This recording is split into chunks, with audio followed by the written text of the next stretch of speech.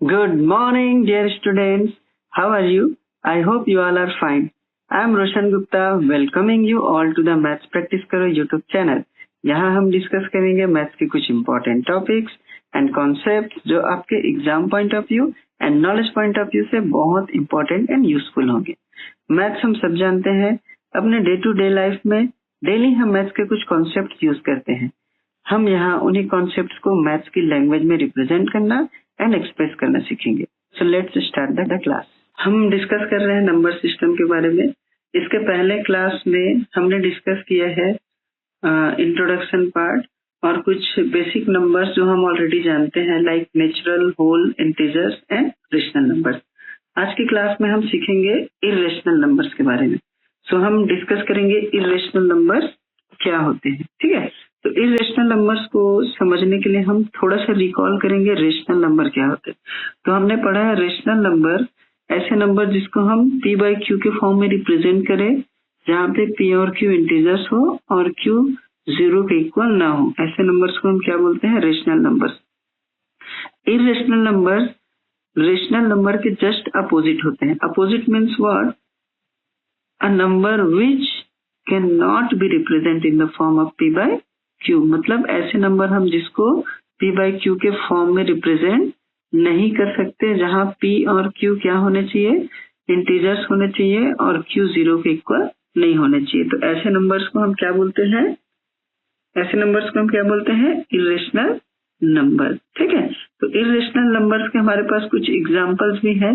तो एग्जांपल्स है पाई, √2, √3, √5 और भी बहुत सारे नंबर्स हैं inside the root.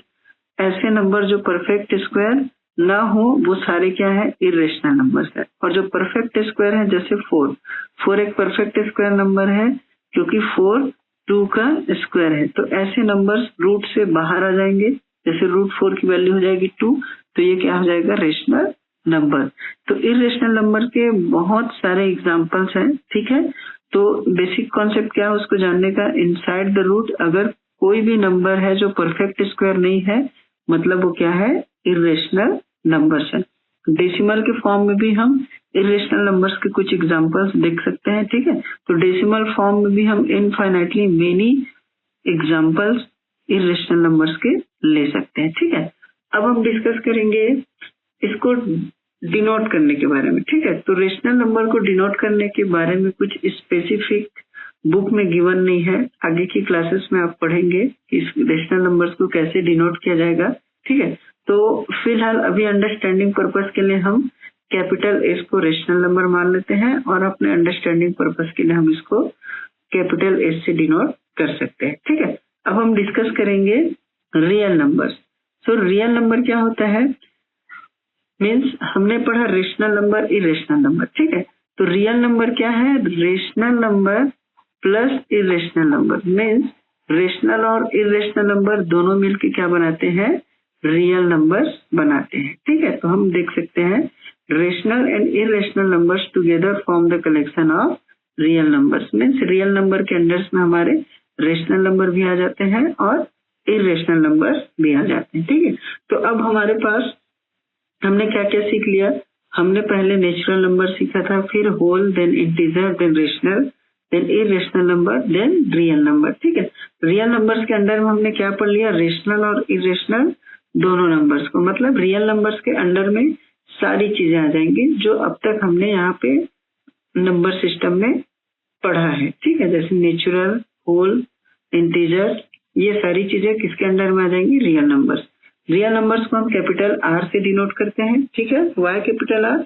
Because real number starts with capital R. ठीक है, एक बार हम सारे नंबर्स को रिकॉल कर लेते हैं कि अभी तक हमने क्या क्या सीखा है। तो सबसे पहले हमने सीखा नेचुरल नंबर के बारे में। ठीक है, नेचुरल नंबर्स क्या है? काउंटिंग नंबर जो स्टार्ट होता है 1 से। ठीक है, 1 2 3 4 और इसको हम इनफाइनाइटली एक्सटेंड कर सकते हैं।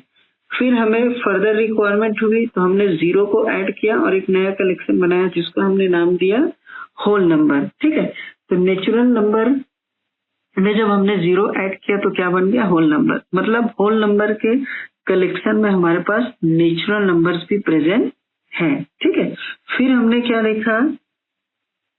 देख सकते हैं होल नंबर के अंदर में नेचुरल नंबर है, मतलब जितने भी नेचुरल नंबर्स हैं वो होल नंबर भी है।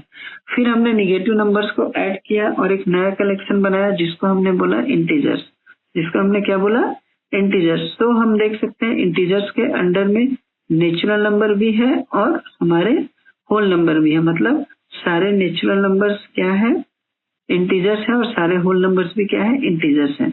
फिर हमें नंबर्स का रिक्वायरमेंट हुआ p/q के फॉर्म में, तो हमने एक नया नंबर इंट्रोड्यूस किया जिसको हमने क्या बोला, रेशनल नंबर। ठीक है, तो रेशनल नंबर का क्राइटेरिया फिर बढ़ गया, इसमें हमारे नेचुरल नंबर्स भी आ गए, होल नंबर्स भी आ गए, इंटीजर्स भी आ गए और रेशनल नंबर्स खुद भी आ गए। ठीक है, फिर हमने डिस्कस किया इरेशनल नंबर। तो हमने क्या पढ़ा, जो रेशनल नहीं है वो इरेशनल है, मतलब इरेशनल नंबर हमारा क्या है, इन सब नंबर से डिफरेंट है। तो वो इरेशनल नंबर क्या है, ऐसे नंबर जो रेशनल ना हो वो इरेशनल है।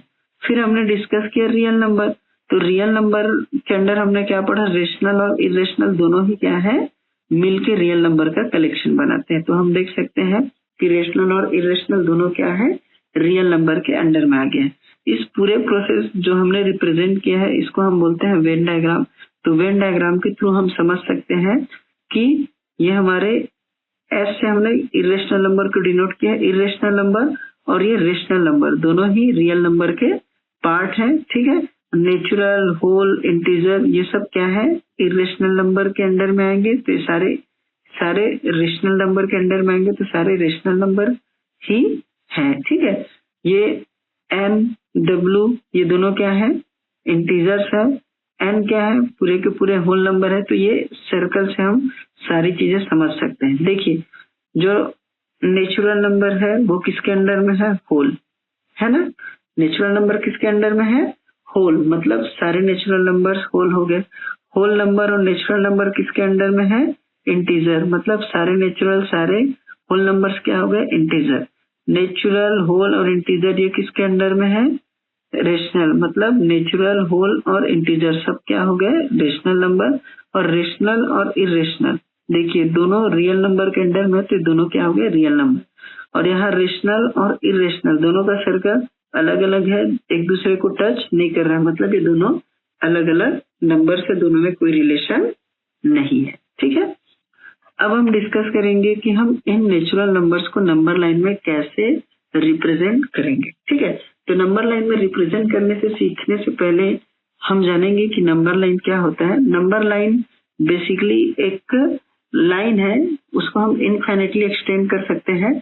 नंबर लाइन को लिया इसलिए गया है क्योंकि हम उसमें जितने भी रियल नंबर्स है उसको क्या कर सके, रिप्रेजेंट कर सके। ठीक है, तो नंबर लाइन हम जनरली हॉरिजॉन्टल ड्रॉ करते हैं, बट हम चाहे तो उसको वर्टिकल भी ड्रॉ कर सकते हैं। अब वन बाय वन हम सारे नंबर्स को, ठीक है, रियल नंबर्स को नंबर लाइन में रिप्रेजेंट करना सीखेंगे। तो सबसे पहले हम देखेंगे कि हम नेचुरल नंबर्स को नंबर लाइन में कैसे रिप्रेजेंट करेंगे। ठीक है, तो हम यहाँ एक शीट ले लेते हैं, वहां पे हम क्या करेंगे, ड्रॉ करेंगे लाइन और रिप्रेजेंट करेंगे नेचुरल नंबर्स को। ठीक है, तो हम क्या करते हैं, हम एक लाइन ले लेते हैं। ओके, अब इस लाइन में हम क्या करेंगे, एक पॉइंटर लेंगे जिसको हम क्या कंसीडर करेंगे, 0। ठीक है, हमको पता है कि natural number both the direction infinitely हम इसको एक्सटेंड कर सकते हैं। हम अभी रिप्रेजेंट करना चाह रहे हैं नेचुरल नंबर, सपोज 2 को मुझे रिप्रेजेंट करना है, तो 0। अब आप बोलेंगे सर नेचुरल नंबर में तो 0 नहीं आता, तो 0 नेचुरल नंबर में नहीं आता, बट नंबर लाइन में 0 भी आता है, निगेटिव नंबर भी आता है, पॉजिटिव नंबर भी आता है। तो हम यहाँ पे 1, 2 ऐसे नंबर्स को क्या कर सकते हैं, ड्रॉ कर सकते हैं। ठीक है, नंबर लाइन में 2 चीजें बहुत ही इंपॉर्टेंट है, एक है लेबलिंग, दूसरा है स्केलिंग। ठीक है, लेबलिंग क्या है, बेसिकली ये जो हम लिख रहे हैं, डिनोट कर रहे हैं यहाँ पे 0, 1, 2 ये सारे नंबर जो हम लिख रहे हैं वो उसका लेबलिंग है। और स्केलिंग का मतलब क्या है, स्केलिंग का मतलब यह है कि 0 से 1 का डिस्टेंस कितना है, ठीक है, और 1 से 2 का डिस्टेंस कितना है, वो क्या है, स्केलिंग। और स्केलिंग क्या होना चाहिए, इक्वल होना चाहिए। मतलब 0 से 1 अगर मैं 1 सेंटीमीटर लिया हूँ तो 1 से 2 भी क्या होना चाहिए, 1 सेंटीमीटर होना चाहिए। अगर मैं इधर आगे 3 लेता हूँ तो 2 से 3 भी 1 सेंटीमीटर होना चाहिए। तो जितना भी नंबर मैं एक्सटेंड करूं, हर दो नंबर के बीच का गैप क्या होना चाहिए, 1 सेंटीमीटर होना चाहिए। ये होता है स्केलिंग, ठीक है। अब जैसे 2 को रिप्रेजेंट करना है तो 2 कहाँ पे है, हम देख सकते हैं कि 2 यहाँ पे है, तो हम यहाँ पे इसको रिप्रेजेंट कर सकते हैं, ठीक है। तो ऐसे हम नेचुरल नंबर्स को नंबर लाइन में रिप्रेजेंट कर सकते हैं। फिर हम डिस्कस करेंगे कि हम होल नंबर्स को नंबर लाइन में कैसे रिप्रेजेंट करेंगे। तो कॉन्सेप्ट सेम है, अगेन हमें क्या करना है, एक नंबर लाइन ड्रॉ करना है, ठीक है। हमें क्या करना है, एक नंबर लाइन ड्रॉ करना है। तो हम एक नंबर लाइन ड्रॉ कर लेते हैं, ठीक है। यहाँ पे हम क्या करेंगे, यहाँ पे भी सेम हम एक 0 लेंगे, ठीक है, और इधर हम नंबर्स लेंगे 1 2 3 4 5, ठीक है। ये हम एक्सटेंड कर सकते हैं जितना हमको रिक्वायरमेंट है, ठीक है। सपोज मुझे 5 को रिप्रेजेंट करना है, किसको रिप्रेजेंट करना है, 5। तो 5 कहाँ पे, नंबर लाइन में, यहाँ, तो यहाँ पे हम उसको रिप्रेजेंट कर सकते हैं, ठीक है। तो ऐसे हम होल नंबर्स को नंबर लाइन में रिप्रेजेंट कर सकते हैं। फिर हम डिस्कस करेंगे कि हम इंटीजर्स को नंबर लाइन में कैसे रिप्रेजेंट कर सकते हैं। तो इंटीजर्स को नंबर लाइन में कैसे रिप्रेजेंट करेंगे, फिर हमें क्या लेना है, एक नंबर लाइन लेना है, ठीक है, और उस नंबर लाइन में हमको क्या करना है, इंटीजर्स को रिप्रेजेंट कर देना है, ठीक है। तो मैं यहाँ पे एक नंबर लाइन ड्रॉ करता हूँ, ठीक है। अब इंटीजर है, मतलब हमें क्या लेना है, निगेटिव नंबर्स को भी कंसीडर करना है। तो ये 0 है, ठीक है, यहाँ 1, यहाँ 2 3 4 5, हम इसको जितना चाहे उतना एक्सटेंड कर सकते हैं। वैसे हम 0 के लेफ्ट साइड भी निगेटिव नंबर्स भी ले सकते हैं। सो 1, इट इज 2 3 4, ऐसे हम इनफाइनाइटली क्या कर सकते हैं, निगेटिव नंबर्स भी ले सकते हैं, ठीक है। अब सपोज करो मुझे जो भी नंबर रिप्रेजेंट करना हो हम यहाँ पे रिप्रेजेंट कर सकते हैं। सपोज -4 मुझे रिप्रेजेंट करना है, तो -4 कहाँ पे है, कहाँ पे है -4, यहाँ पे है। तो यहाँ पे मैं -4 को क्या कर सकता हूँ, रिप्रेजेंट कर सकता हूँ, ठीक है। नंबर लाइन में एक चीज और है जो इम्पोर्टेंट है कैलकुलेशन पॉइंट ऑफ व्यू से, जब आप कैलकुलेट करेंगे तो नंबर सिस्टम में बेसिकली ये जो 0 है, ठीक है, 0 के जब आप राइट हैंड साइड मूव करते हैं तो आपको सारे पॉजिटिव नंबर मिलते हैं। इसी 0 के जब आप लेफ्ट हैंड साइड मूव करते हैं तो आपको सारे निगेटिव नंबर्स मिलते हैं, ठीक है। और एक चीज और, किसी भी नंबर लाइन में, नंबर लाइन के किसी भी पॉइंट पे अगर हम स्टैंड हो जाते हैं, इस नंबर लाइन के जब हम राइट हैंड साइड मूव करते हैं तो हमें ग्रेटर वैल्यू मिलते जाता है, ठीक है। और जहां पे हम खड़े हैं वहां से अगर हम लेफ्ट हैंड साइड मूव करेंगे तो हमें लेस वैल्यू मिलते जाते हैं। जैसे 2 पे अगर हम अभी स्टैंड किए हैं तो 2 से अगर हम राइट हैंड साइड जाएंगे, देखिए 3 4 5 में, मतलब 2 से जितने भी ग्रेटर नंबर्स है वो हमें मिलेंगे। लेकिन यहीं से अगर हम लेफ्ट हैंड साइड जाते हैं तो हमें 2 से स्मॉलर वैल्यू लाइक 1 0 -1 -2 ये सारे नंबर्स मिलते जाते हैं, ठीक है। तो ये भी हम समझ सकते हैं। जैसे अगर आपको कभी कंफ्यूजन हो कि -2 और -1 में ग्रेटर वैल्यू कौन है, ठीक है, तो सिंपल हम क्या करते हैं, किसी एक जगह पे खड़े हो जाते हैं, या तो -1 या तो -2। सपोज मैं -1 में खड़ा हूँ, तो -1 से -2 का पोजीशन देखिए कौन से साइड में है, -1 के लेफ्ट साइड। तो हमने अभी क्या सीखा कि किसी नंबर के लेफ्ट साइड जाने से हमें क्या मिलता है, स्मॉलर वैल्यू। मतलब ये जो नंबर हमने लिखा है -2 वो क्या है, -1 से स्मॉलर वैल्यू है। क्लियर। तो ऐसे हम नंबर लाइन के थ्रू ये भी समझ सकते हैं कि कौन सी वैल्यू ग्रेटर है, कौन सी वैल्यू स्मॉलर है, ठीक है। और रिप्रेजेंट करना तो इजी है ही, ठीक है। अब हम डिस्कस करेंगे कि हम रेशनल नंबर्स को नंबर लाइन पे कैसे रिप्रेजेंट करेंगे, ठीक है। तो फिर हम नंबर लाइन लेंगे, ठीक है। अभी हम एक नया पेज ले लेते हैं, उसमें समझेंगे।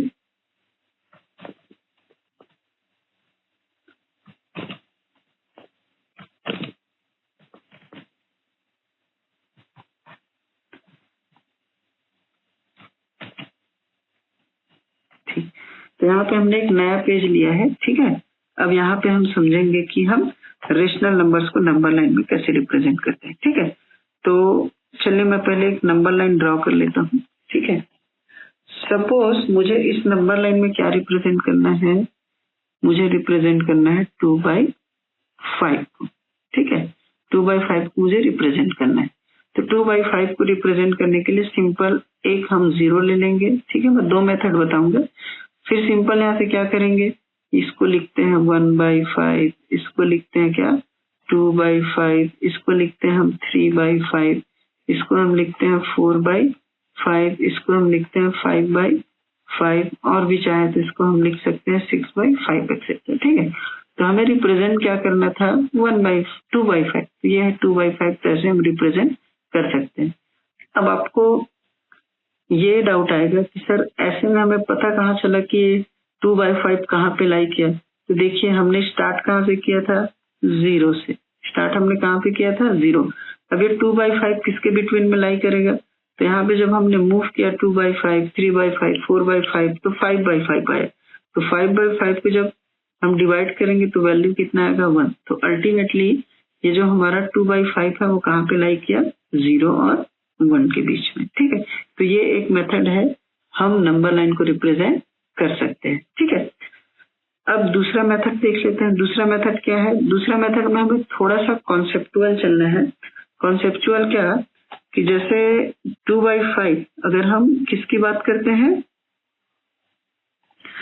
फ्रैक्शंस की, ठीक है। तो 2/5 कैसा फ्रैक्शन है, ये एक प्रॉपर फ्रैक्शन है, ठीक है।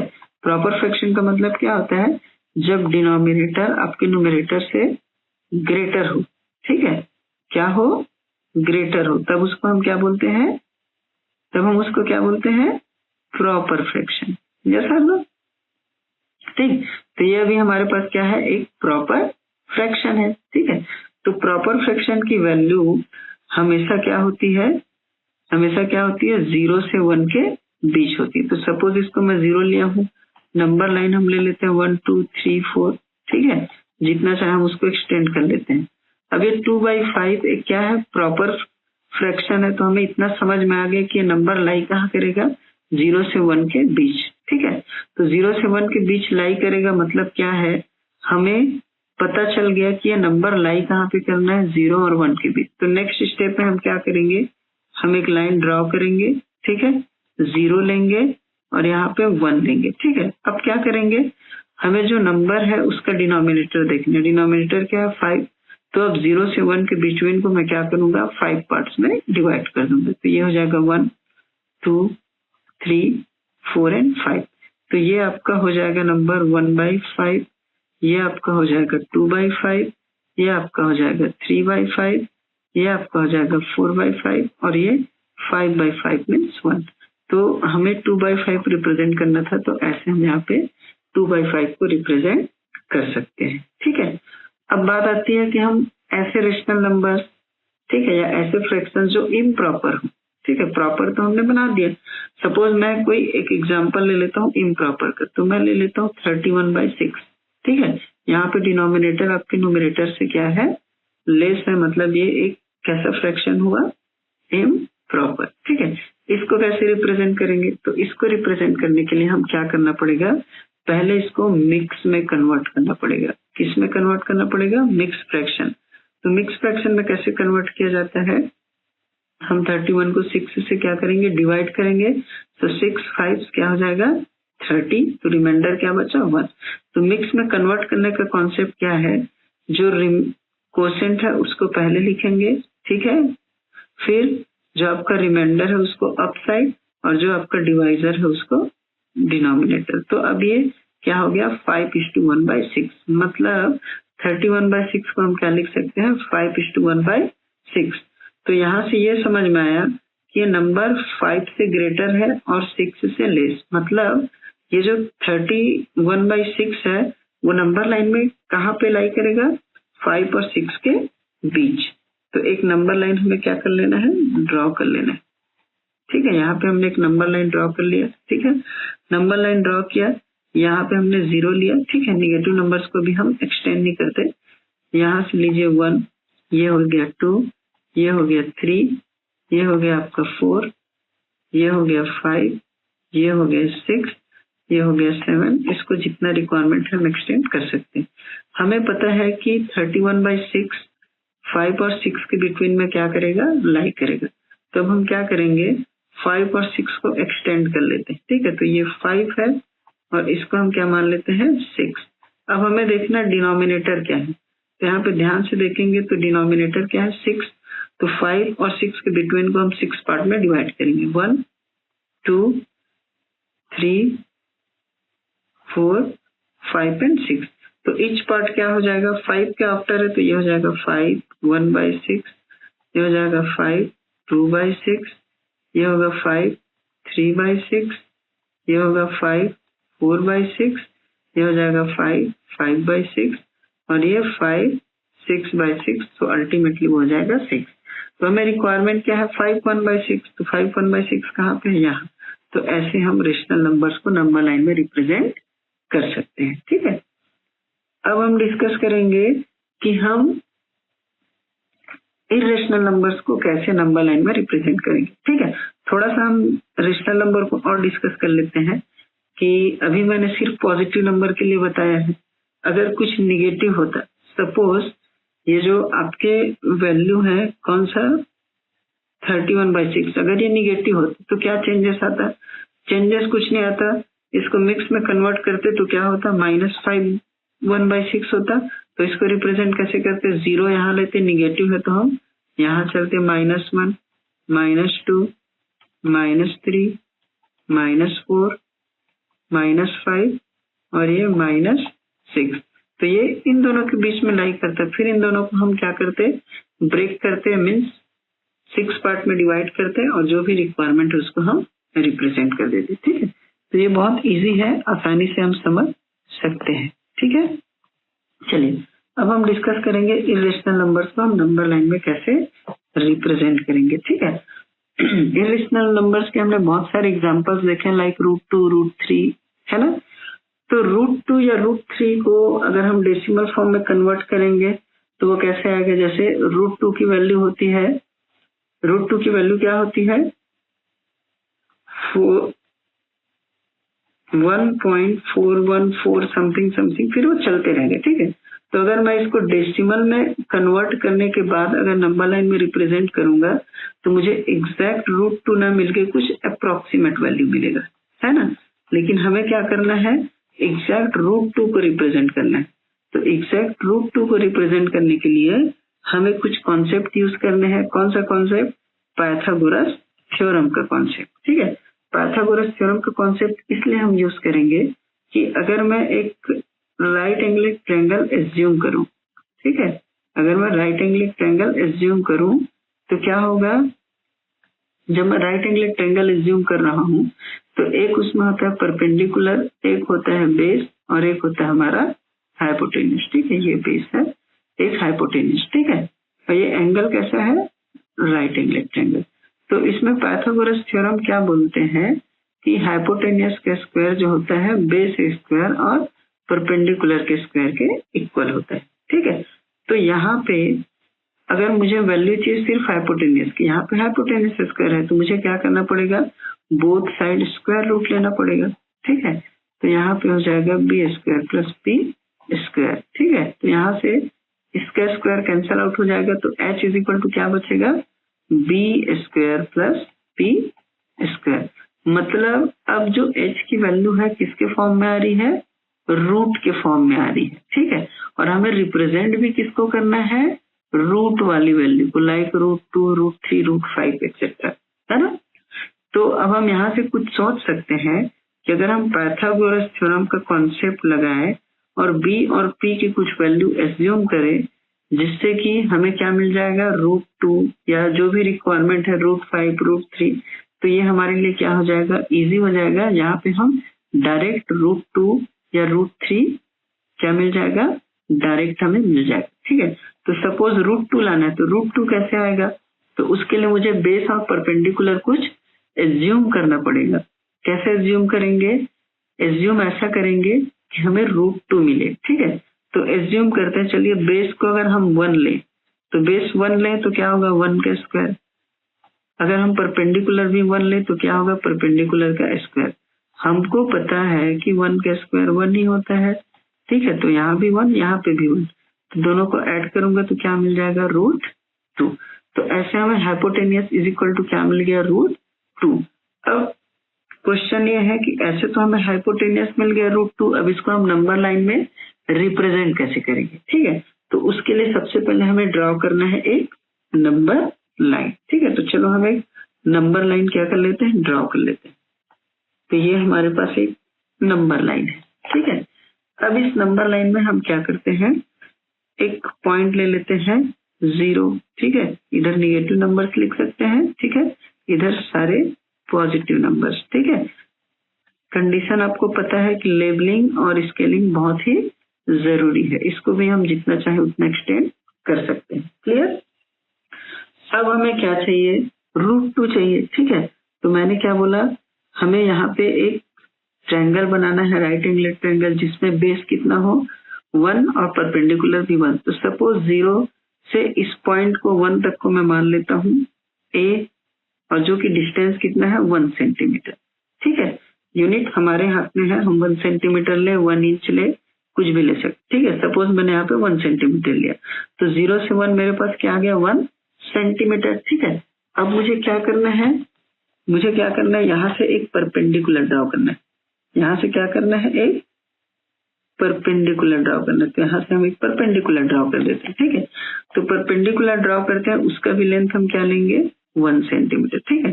सपोज इस पॉइंट को मैं क्या दे देता हूँ नाम B, ठीक है। अब जैसे ही मैं O से B को ज्वाइन करूंगा तो मेरे पास एक ट्रायंगल बना OAB, जो कि क्या है, एक राइट एंगल ट्रायंगल। अब राइट एंगल ट्रायंगल बना तो ये OB मेरा क्या है, हाइपोटेनियस, ठीक है। और हमने देखा है कि हाइपोटेनियस क्या होगा, √2 जब बेस और परपेंडिकुलर दोनों में 1 लेता हूँ, मतलब ये जो H है वो क्या है √2। तो ऐसे हमें OB = क्या मिल जाएगा, √2। बट प्रॉब्लम क्या है, ये √2 अभी कहाँ पे है बेटा, नंबर लाइन के बाहर है। देखो ये लाइन क्या है, नंबर लाइन के बाहर है, ये हमारा नंबर लाइन है, वो नंबर लाइन के बाहर है। हमें क्या चाहिए, नंबर लाइन में। तो हम क्या करेंगे, O को पॉइंटर, ठीक है, O एक पॉइंट है और ये B भी एक पॉइंट है, तो हम अपना कैंपस यूज करेंगे। कैंपस का एक पॉइंटर हम यहाँ O पे रखेंगे, उसके पेंसिल वाले पोर्शन को एक्सटेंड करेंगे B तक, ठीक है। पॉइंटर O में रखने के बाद B तक एक्सटेंड करने के बाद हम उसको क्या कर देंगे, नंबर लाइन में प्रोजेक्ट कर देंगे, ड्रॉ कर देंगे। तो ये आर्क जो है नंबर लाइन को कहीं पे कट करेगा, तो जहां पे कट किया उसको नेमिंग दे देते हैं C। तो ये हमारा OC क्या है, √2। तो ऐसे हम इनको नंबर लाइन में रिप्रेजेंट कर सकते हैं, ठीक है। तो √2 ही नहीं, हम किसी भी नंबर को नंबर लाइन में रिप्रेजेंट कर सकते हैं। जैसे अब हम दूसरा क्वेश्चन लेते हैं √3 को, ठीक है। √3 को कैसे रिप्रेजेंट करेंगे, अगर मैं इसको H के फॉर्म में फाइंड करना चाहूँ, ठीक है, तो मैं बेस = क्या लूँ, परपेंडिकुलर = क्या लूँ, क्योंकि बेस परपेंडिकुलर 1 लूँ तो मेरे पास हाइपोटेनियस क्या आ रहा था 2। अब अगर मैं बेस को 2 लूँ तो 2 का स्क्वायर कितना होगा 4, प्लस मुझे बेस के साथ परपेंडिकुलर भी लेना है। सपोज मैं मिनिमम 1 ले लेता हूँ तो 1 का स्क्वायर भी कितना होगा 1, तो ये तो कितना हो गया 5, बट हमको चाहिए क्या 3, तो 3 आ पाना पॉसिबल नहीं है। तो ऐसे केस में हम क्या करेंगे, हम इसको 3 नंबर्स के पार्ट में ले लेते हैं, 1 square plus 1 square plus 1 square. अब आप बोलेंगे सर हमारे पास तो सिर्फ बेस और परपेंडिकुलर होते हैं, ये तीसरा क्या होगा। तो तीसरा हमने सपोर्ट के लिए लिया है, पहले हम 2 ही नंबर को डील करेंगे। तो 2 ही नंबर को डील करेंगे तो हमें, जैसे पहले हमने डील किया था इन 2 नंबर्स को, मतलब इन 2 नंबर्स में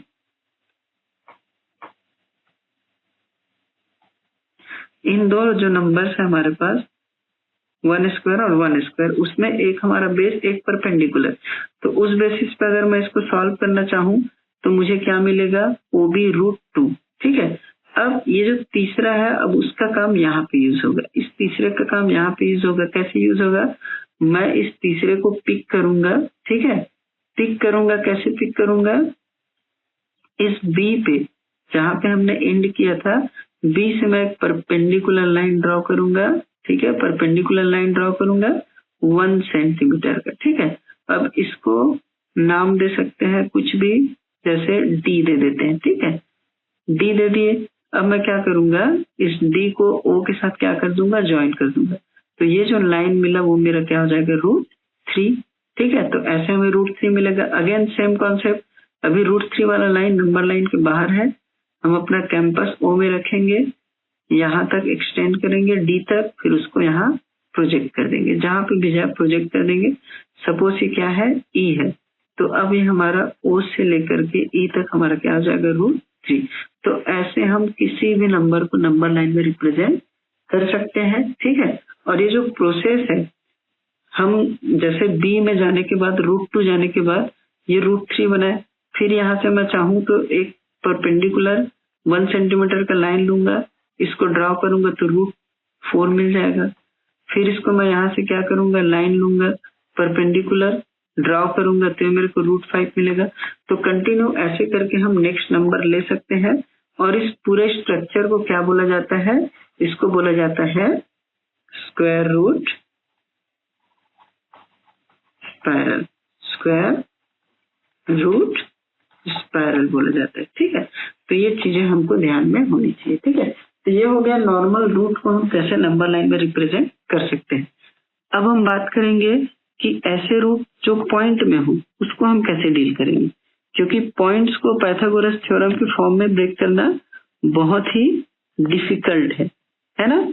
तो अब हमको सीखना है कि हम पॉइंट्स को कैसे नंबर लाइन में क्या करेंगे, रिप्रेजेंट करेंगे। ठीक है, ब्लैंक शीट ले लेते हैं। ठीक है, सपोज मैं एक नंबर लेता हूँ √9.3। अब पॉइंट में है तो इसको पाइथागोरस थ्योरम के फॉर्म में ब्रेक करना बहुत ही डिफिकल्ट है। ठीक है, तो हम 9.3 को सॉल्व करने के लिए कोई दूसरा मेथड देखते हैं। ठीक है, तो दूसरा मेथड क्या है, सबसे पहले मुझे एक लाइन ड्रॉ करना है, कितने का, 9.3 सेंटीमीटर का। तो मैंने एक यहाँ पे लाइन ड्रॉ किया है। ठीक है, ये लाइन का लेंथ, इसको मैं स्टार्टिंग पॉइंट को A देता हूँ। ठीक है, इसको मैं बोल देता हूँ B। इनका लेंथ मैंने कितना लिया है, 9.3 सेंटीमीटर। अब मैं क्या करूंगा, इस लाइन को मैं एक्सटेंड करता हूँ AB को, कहाँ तक, C तक, बाई 1 सेंटीमीटर। मतलब B से C भी हमारे पास क्या है, 1 सेंटीमीटर। सो टोटल हमारे पास जो लाइन है AC वो कितना हो जाएगा, 9.3 + 1 मीन्स 10.3 सेंटीमीटर।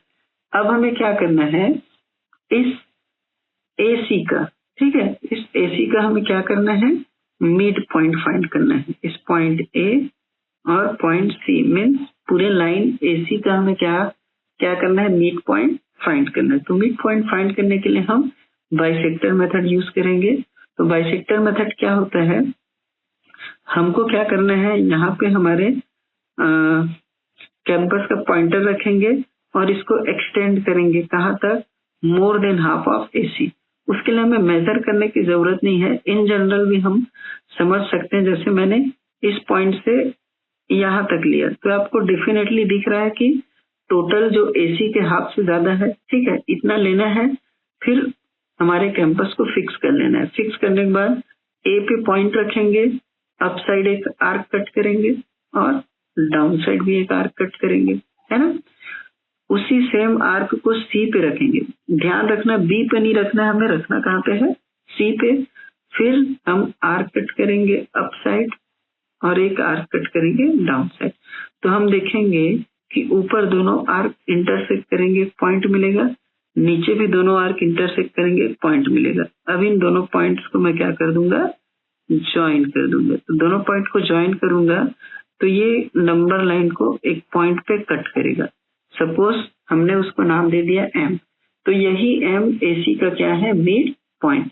अब नेक्स्ट स्टेप में क्या करना है, मुझे M से लेकर के A तक क्या करना है, इसको रेडियस एज्यूम करके मुझे इतना आर्क लेना है। ठीक है, और O को सेंटर मान के क्या कर देना है, एक सेमी सर्कल ड्रॉ कर देना।